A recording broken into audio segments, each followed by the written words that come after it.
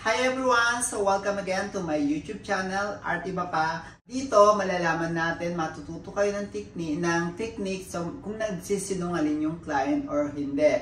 Siyempre, may maraming client dyan sabihin, kinulayan mo yung buhok mo? Ay, hindi ko kinulayan. So sa method nito mga ka-Arte Bapa, malalaman natin kung anong technique o kung ano yung procedure na gagawin natin para maiwasan natin yung uneven color at maging pantay at maging maayos yung trabaho natin. Kasi pag hindi natin ginawa to, pwede ma-compromise yung quality ng kulay na gagawin natin. Okay, just stay tuned on my channel at para matutunan nyo at para malaman nyo kung ano yung technique na dapat natin gawin na hindi lahat ng hair niya is kailangan ma-compromise. Kung mapapansin natin, minsan kasi diba, pag binitch natin, minsan lahat ng buhok is mako-compromise. So dito, with this technique, malalaman natin na gradually malalaman na kagad natin yung hindi virgin hair at yung virgin hair. Stay tuned on my channel mga ka-Arte Bapa. Ito na yung hair ng ating client. So bali ang ginamit niya ditong color is 33.0 or dark brown. So kung makapansin nyo, pantay na parang walang nangyari. Ito yung color na gagawin ko sa kanya. So, bali ang challenge dito, paano natin mapapantay ang ma-achieve yung kulay nito using our technique. So, I use frosting cup to do this style, to do this method. At para hindi rin ma-compromise yung lahat ng entire hair po niya. Ina-applyan ko lahat ng buhok na nakuha ko from frosting cup. At para malaman natin kung hanggang saan talaga yung colored hair and non-colored hair. Kung saan yung virgin at yung hindi virgin hair. Parang pinaka-virgin hair niya. At dito naman from here hanggang dulo, yun yung non-virgin hair niya. So meaning to say, tumubo na yung hair niya for about 3 months. And then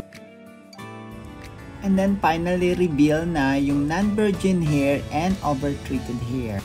Sa ganitong klaseng customer natin, sa nakikialam sila sa pagkulay ng buhok nila para mapantay at mako-compromise yung quality ng kanyang hair at saka yung stylist, pwede din po mahirapan. So ganito lang po yung gawin nyo para ma-reach nyo yung color na gusto nyo. Now after 5 minutes, we finally see the natural virgin hair and the over-treated hair finally reveal. After this, we can follow up the regrowth hair. Approximately 3 inches po yung ipapollow up natin from the roots to the boundary of over colored hair, over bleached hair. Let's let it soak for about 10 minutes and then we follow up again. After ng 10 minutes, ito na yung result ng kanyang hair. So this time, nag-golden brown na yung kanyang hair. Ayan. So nasa level 6 na yung kanyang hair. Going to level 7. So papalop na natin siya para tapangan natin ng onte para humabol siya dito sa may kanyang pinaka-blonde na hair. So let's do it now. Yan, magtitimpla tayo ulit ng panibagong set ng pang-bleach. So, kailangan natin yung weighting scale and then bowl at saka yung mixer. Ayan, ang ginamit ko dito is white bleaching, hindi yung blue kasi feeling ko, based on my experience, so mas mabilis siyang mag-lighten yung hair comparable dun sa isa, yung blonder type na kulay blue. So, ayan. So, maglagay lang tayo. And then, 1:2. We have 32 gram of bleaching powder and then we're going to mix the Flex Bond Control approximately of 3 gram plus the releaser of 40 volume, 12%. And then, we're gonna mix it all. Make it sure you mix it well. So, that's why there is no coloring build up upon we apply the bleaching powder to the regrowth hair. Approximately what I said is 3 inches from the roots. This chemical that I add is a color flex to control the rubberize while we apply this bleaching. At idagdag na natin yung 40% releaser sa etong pang-bleaching powder natin, and then i-mix natin ng mabuti. So make it sure all the ingredients you mix it well. So to avoid coloring build up, pag apply na po tayo ng kanyang buhok while we apply this bleaching cream. So here's the result. We already mixed all the medicine, so we need to put it right now to the hair. So I'm going to put first the darker part. After I put the medicine to the darker part, so let's leave for 30 minutes. So after 30 minutes, we're gonna follow up to the regrowth hair if is needed. So we need to check it first. Check natin ulit kung ano na yung in-adjust niya. So babad lang muna natin siya. This is the result after 30 minutes plus 10 minutes. So it's look like evenly the color of the hair. And then this is the result with the technique that we use. So not all the hair are compromised. So now we already have an idea which one is a non-bleach and which one is over-treated. So we need to follow up again, and then we're gonna leave for 30 minutes.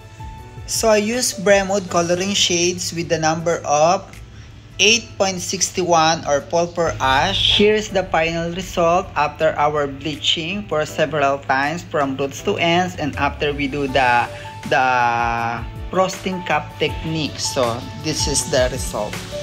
Now I'm going to apply the Bremwood Cocoa Butter, yung kanilang high-end brand. So gaya yung sinabi ko, purple ash, we're gonna apply from roots to ends with a mixture of releaser of 30 volume.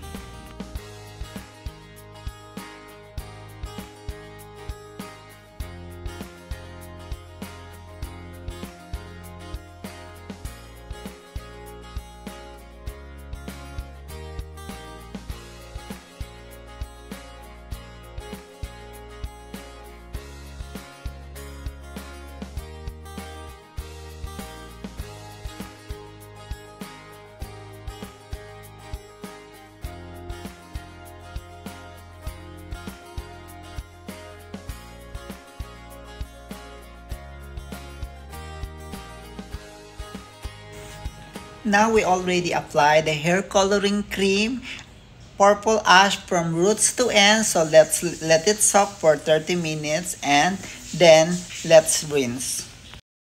Ito na yung color ng kanyang hair. Ayan, nakita nyo, pantay na pantay. Walang coloring build-up. Ayan yung before niya. At ito na yung final result. So, maganda siya. Walang coloring build-up. Walang dark part. Walang lighter part. So, pantay na pantay po siya. So, ganun lang po ang gagawin natin, mga ka-art. Iba pa. So, just continue to watch on my video for more video and more update to my video.